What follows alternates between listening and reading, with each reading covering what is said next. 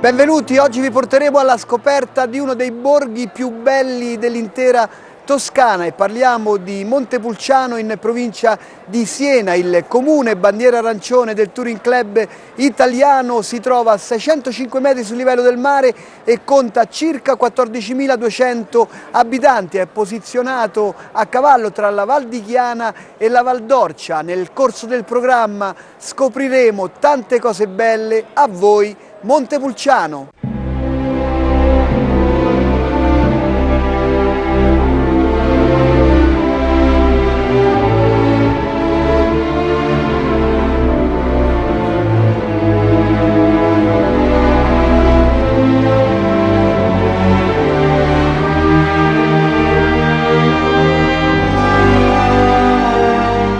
Benvenuti a Montepulciano, un piccolo comune del sud della Toscana, ma pieno di tante attrazioni. Credo che il nostro centro storico sia una delle cose da visitare in assoluto, la perla del Cinquecento, il Rinascimento italiano, con tanti palazzi e monumenti storico-architettonici che fanno concorrenza anche alle grandi città.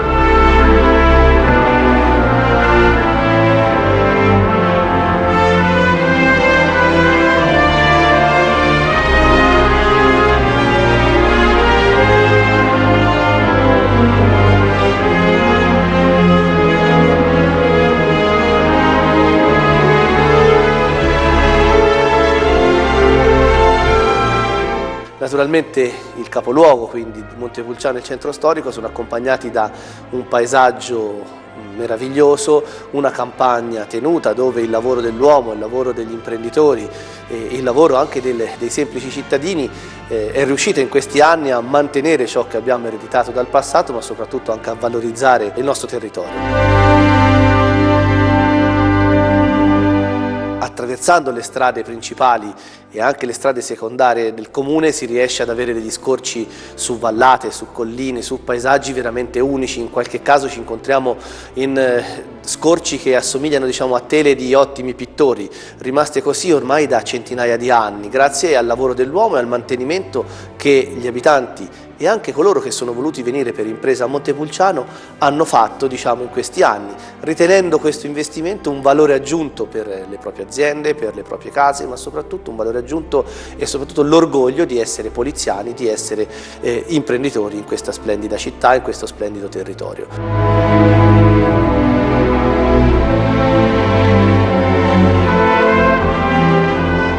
Cultura, vino, paesaggio, turismo, oggi sono le eccellenze di questo territorio e grazie al connubio tra tutte queste, diciamo, attività abbiamo, o perlomeno possiamo portare come esempio di sintesi di questa progettualità territoriale la ristrutturazione dell'antica fortezza poliziana, che è diventata la casa del Consorzio del Vino Nobile, una enoliteca eccezionale che può essere un biglietto da visita e un punto di accoglienza per chi arriva a Montepulciano. Abbiamo individuato 3 sale polifunzionali per eventi culturali di altissimo livello e la formazione universitaria straniera, appunto, con gli studenti americani. Beh, ecco, in qualche maniera questa esperienza la stiamo ripetendo su altri contenitori della città, in particolar modo Palazzo Ricci con l'Accademia Europea della Musica. Ecco, allora rinnoviamo in qualche maniera gli investimenti in cultura, perché attraverso la cultura siamo ancora veramente convinti che Montepulciano e il suo territorio possano crescere anche nei prossimi anni. È vero che dobbiamo pensare naturalmente anche all'aspetto economico, ma da sempre abbiamo pensato che il veicolo della cultura e della conoscenza del nostro comune, del nostro territorio attraverso la cultura nel mondo siano forse il miglior veicolo per chi non ha tante risorse per fare campagne di marketing da capogiro.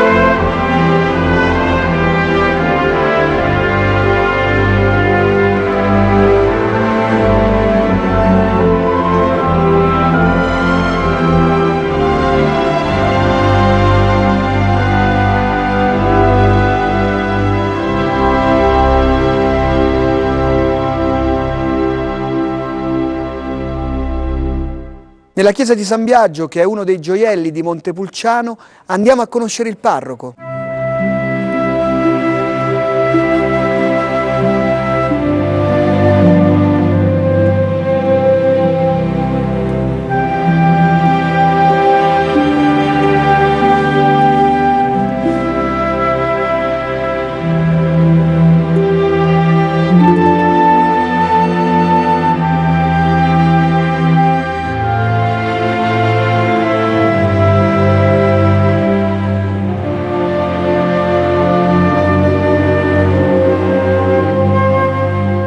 Montepulciano è una realtà molto viva, noi ci troviamo qui nella chiesa di San Biagio, ma in realtà abbiamo più chiese. Questo è indice proprio di una vitalità che ha la comunità di Montepulciano, tant'è che le iniziative e a livello parrocchiale e a livello diocesano, perché Montepulciano è anche sede di diocesi, sono proprio diverse e ogni domenica abbiamo qualcosa. Quello che si è sviluppato soprattutto in questi ultimi anni è una forte collaborazione da parte del laicato, quindi con il coro, con le catechiste, con il gruppo del Consiglio Pastorale Parrocchiale ci troviamo periodicamente proprio per valorizzare quanto abbiamo, sia il patrimonio di fede sia quel patrimonio che ci hanno lasciato in termini artistici, architettonici, i nostri padri.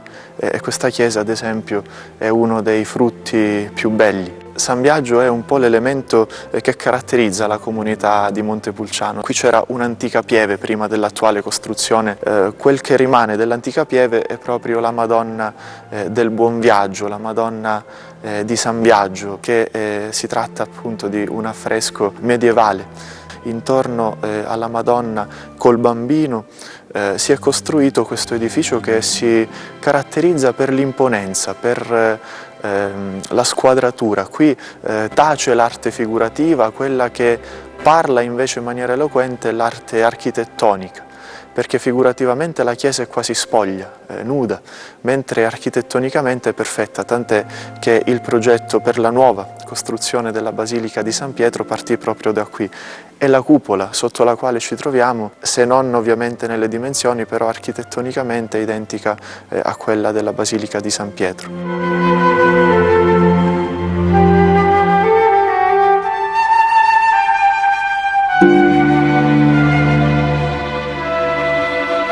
Fuori c'è un prato verde molto bello sul quale appunto durante il periodo estivo, primaverile si ritrovano sia gli studenti che escono dopo le lezioni appunto, sia le contrade di Montepulciano. Ad esempio questa chiesa è in affido ad una contrada ed è meta sempre di turisti, tant'è che a differenza appunto delle altre chiese di Montepulciano è quella più visitata, si parla di decine di migliaia di visitatori, turisti, pellegrini annualmente. Montepulciano, un po' come Siena, ha avuto tante figure di santità più o meno conosciute. Certamente tra le più conosciute c'è Sant'Agnese Segni, che fu la prima terziaria domenicana, sul cui corpo Caterina stessa da Siena venne ad adorare, venne a venerare il corpo esanime appunto.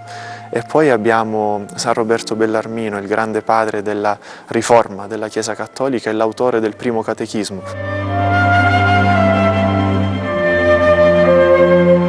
La cattedrale è la sede stessa della diocesi, lì c'è la cattedra del vescovo e in cattedrale si svolgono le principali celebrazioni. Quest'anno abbiamo avuto molti pellegrini in occasione della prima Porta Santa, aperta in occasione proprio del giubileo voluto da Papa Francesco, e di volta in volta ci sono diverse iniziative.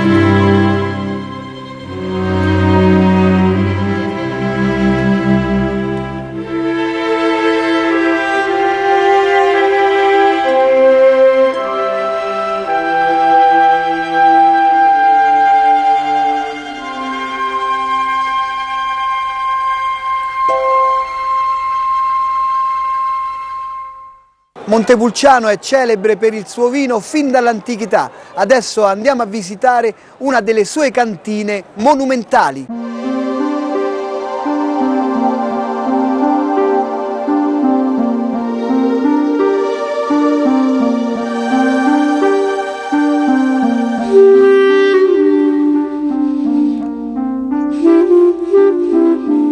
Questa cantina è forse la più antica di Montepulciano perché il piano basso è del 1050, il piano dove siamo ora del 1200, quindi evidentemente qui si è vissuto la vita del vino a Montepulciano. D'altra parte la nostra famiglia è qua a remare in questo bel mondo del vino da 1000 anni oramai, quindi sono 40 generazioni, la mia è la 41esima.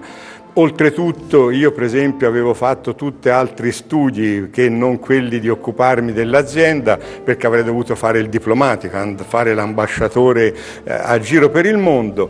Invece il mondo si ha la fortuna ora che viene a trovarci qua a Montepulciano, spinti dalle bellezze naturali del nostro territorio, dalle bellezze artistiche di Montepulciano, ma soprattutto per quello ci riguarda Pro Domo Nostra, per quello che è il mondo del vino che a noi affascina, e quindi siamo ambasciatori dell'Italia nel mondo con questo nostro prodotto. Si sa che l'Italia è conosciuta per la Ferrari, per la moda, ma anche per il vino. E Montepulciano, 2500 anni di storia evidentemente del vino, ci danno la possibilità di raccontarlo. Questa si può visitare tutti i giorni, esclusione fatta per il giorno del Santo Natale, al quale noi diamo un'importanza particolare, ma tutti gli altri giorni, dalla mattina alle 9:30, alla sera fino alle 6, chiunque può venire a vedere, a visitare, ad assaggiare il nostro vino e, perché no, se gli piace, anche a comprarne qualche bottiglia.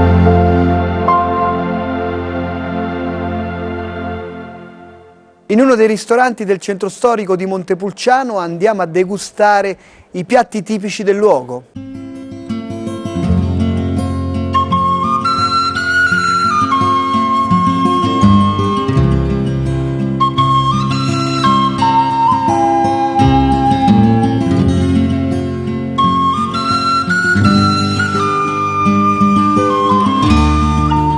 Mi chiamo Federico La Rocca, sono lo chef del ristorante Le Logge del Vignola, situato nel centro di Montepulciano, in Piazza delle Erbe. Qui con me abbiamo Massimo Stella, il proprietario del ristorante, e siamo qui a presentarvi il nostro ristorante e la nostra cucina. Possiamo iniziare dai prodotti del territorio. Abbiamo dei prosciutti di Cinta Senese, come tutti gli affettati, capocollo, lombo, dell'ottima chianina e del favoloso pecorino di Pienza.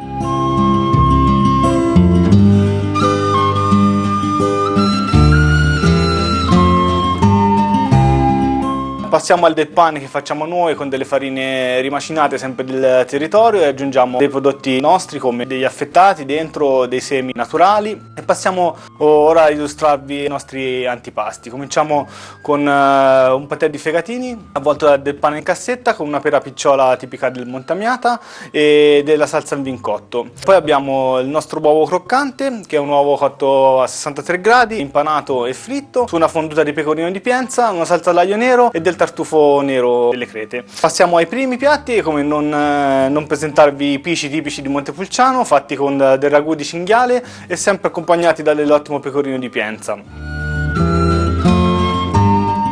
La ribollita tipica toscana, facciamo una piccola rivisitazione, la mettiamo in una zoppiera con sopra della pasta sfoglia, quindi gli diamo ancora più una nota croccante a questa zuppa. Passando ai secondi abbiamo la tagliata di chianina con del lardo di gota e dei fagioli zolfini tipici sempre toscani. E per ultimo abbiamo il piccione, petto e coscia glassata con vinzante e gure di cacao, un piccolo bonbon di fegato e del foie gras, tutto accompagnato con delle arance candite. Per finire, come da tradizione toscana, degli ottimi cantucci. Nell'invitarvi a gustare i piatti delle Logge del Vignola, quale miglior abbinamento se non i vini del territorio? Quindi parliamo di Rosso di Montepulciano, di Nobile di Montepulciano, che tra le varie numerose cantine di Montepulciano trovare un abbinamento è senz'altro cosa semplice. E ricordiamo anche che sono i 50 anni della DOC del vino nobile, quindi anche un anno molto importante per questo territorio e per i suoi prodotti. Una parte della storia artistica di Montepulciano è conservata all'interno del Museo Civico Pinacoteca Crociani. La parola al direttore.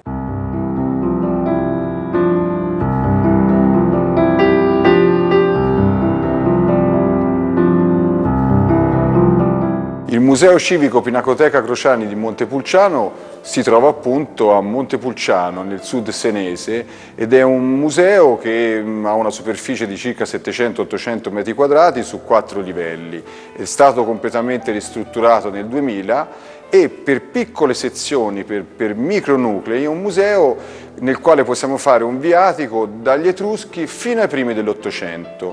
Quindi nella parte dove si entra al museo troviamo la sezione archeologica con reperti che vengono dal territorio e poi tutta una serie di manufatti, soprattutto fittili, cioè in terracotta, che ci parlano appunto degli antichi insediamenti etruschi nel territorio. Poi si passa ad una parte che più che altro è afferente al Medioevo e poi salendo al piano superiore si arriva, dove voi lo vedete dietro di me, appunto a quello che è l'elemento caratterizzante del museo, cioè la Pinacoteca. Il museo Pinacoteca Crociani fa parte della rete museale senese, quella che oggi si chiama Fondazione Musei Senesi, e si caratterizza proprio per la Pinacoteca, ma nella sezione dei ritratti, che tra l'altro era una delle più pregevoli, delle cospicue della raccolta Crociani, è stato trovato un dipinto che è stato attribuito da noti esperti, quindi non sono soltanto io che affermo questa realtà, a Michelangelo Merisi, detto il Caravaggio, un ritratto che sarebbe il ritratto di Scipione Caffarelli, che poi diventa il famosissimo Scipione Borghese, no? Roma, Villa Borghese, grande collezionista di dipinti. Invece più freschissima e recente il ritrovamento ad opera di uno studioso di un documento dei primi del Cinquecento che ci dice che proprio nei primissimi anni di questo secolo un giovanissimo Domenico di Pace, detto il Beccafumi, esegue una Sant'Agnese. Un'altra cosa che caratterizza il nostro museo è sicuramente la zona delle Robbiane. Giovanni della Robbia, quindi che è uno dei figli di Luca della Robbia, ha realizzato per Montepulciano due splendide pale in terracotta policroma invetriata e che erano in conventi o realtà religiose che poi sono state soppresse, quindi questi beni poi sono stati incamerati dal demanio, sono diventati di proprietà civica e sono finiti così all'interno del museo.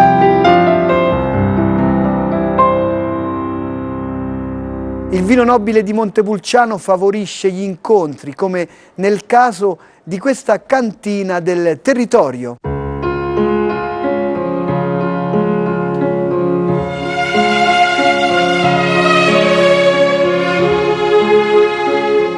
La storia della Carpineto ha origini alla fine degli anni 60.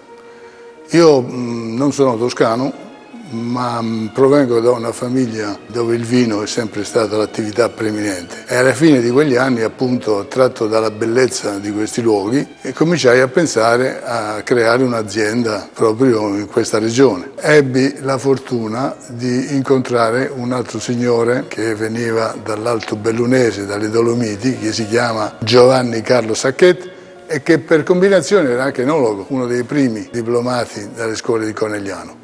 E quindi ci mettemmo insieme e creammo la Carpineto e incominciammo questa attività nel Chianti Classico, nel comune di Greve in Chianti. E l'idea era proprio quella di apportare dei miglioramenti qualitativi sia ai vigneti che ai vini, che all'epoca non avevano senz'altro le caratteristiche che hanno oggi.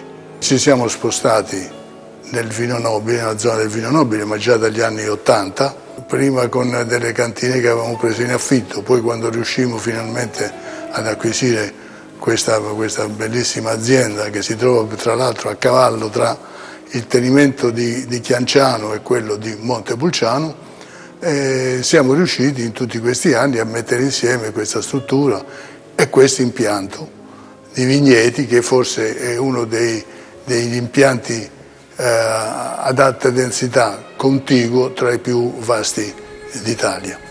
Quindi è chiaro che il vino nobile, tra l'altro, è diventato forse il nostro vino più rappresentativo.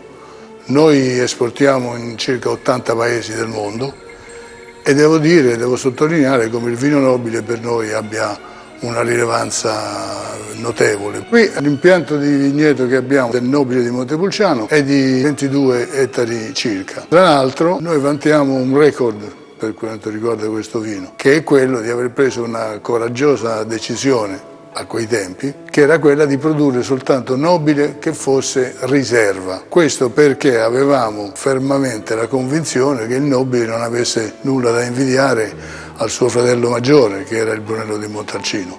E questo, devo dire, all'inizio è stata una scelta molto sofferta e anche difficile, ma alla fine, insomma, insistendo, questo ci ha premiato molto.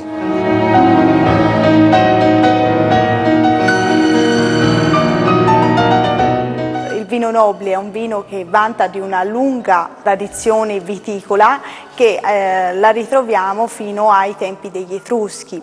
Quindi da ben mettere in evidenza è anche il fatto che un tempo, durante il Medioevo, ecco perché gli viene dato l'appellativo nobile, la produzione del vino era appunto proprio curata dalle famiglie nobili del tempo. È un vino di grande struttura, destinato comunque a un lungo invecchiamento, che è prodotto da uve sangiovese, che in questa zona è un clone di sangiovese, in questa zona è chiamato con l'appellativo Prugnolo Gentile. Grazie al particolare microclima che c'è in questa zona riusciamo ad ottenere vini di grande struttura, di grande ampiezza, destinati al lungo invecchiamento e che permangano queste caratteristiche per molto tempo, quindi un vino importante ed elegante, degno di portare questo nome, vino nobile di Montepulciano. Lo scorso anno abbiamo ricevuto un bellissimo riconoscimento da una delle guide più importanti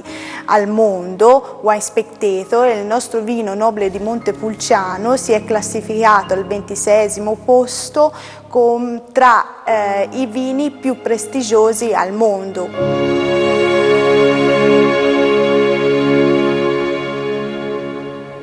Montepulciano è anche sede di diocesi, andiamo a conoscere il vescovo.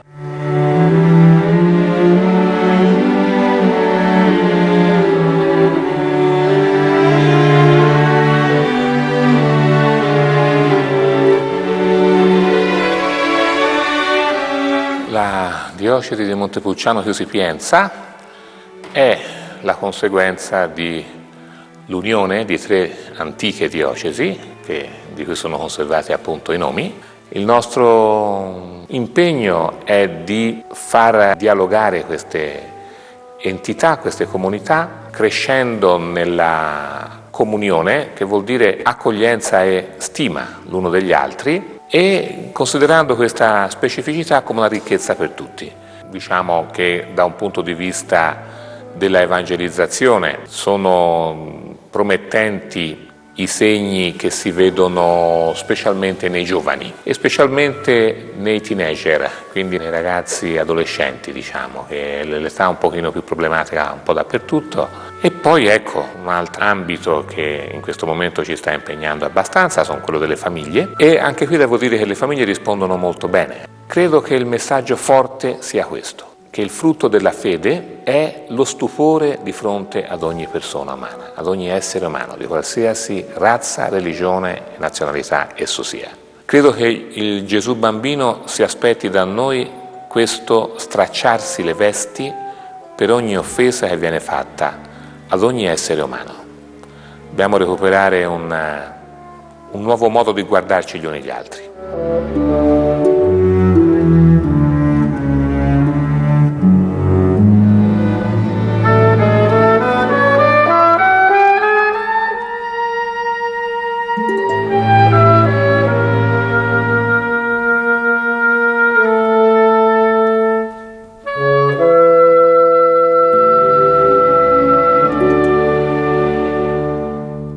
Passeggiando nel centro storico di Montepulciano si torna indietro nel tempo riscoprendo anche gli antichi mestieri, la parola al signor Cesare Artigiano Ramaio.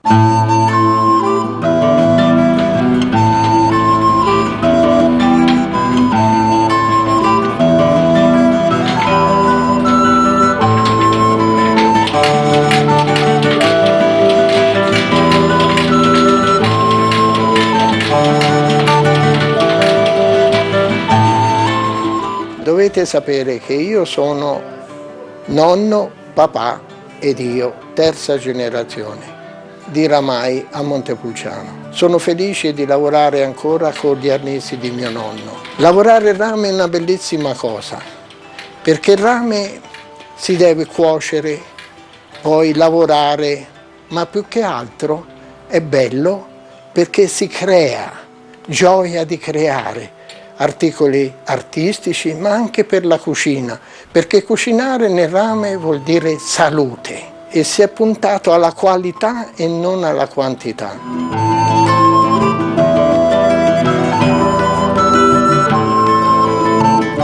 C'è un bellissimo negozio dove ci sta il mio ministro del tesoro con portafoglio, mia moglie e anche mia nuora la mattina, brave cuoche. Qui accanto ho creato un museo per raccontare la storia della Rameria Mazzetti. Amo il mio paese come amo l'Italia, ma il mio paese per me è tutto. Ma visto crescere e speriamo che ancora qualche altro anno possa durare, perché far vedere le cose reali è la cosa più bella di questa terra.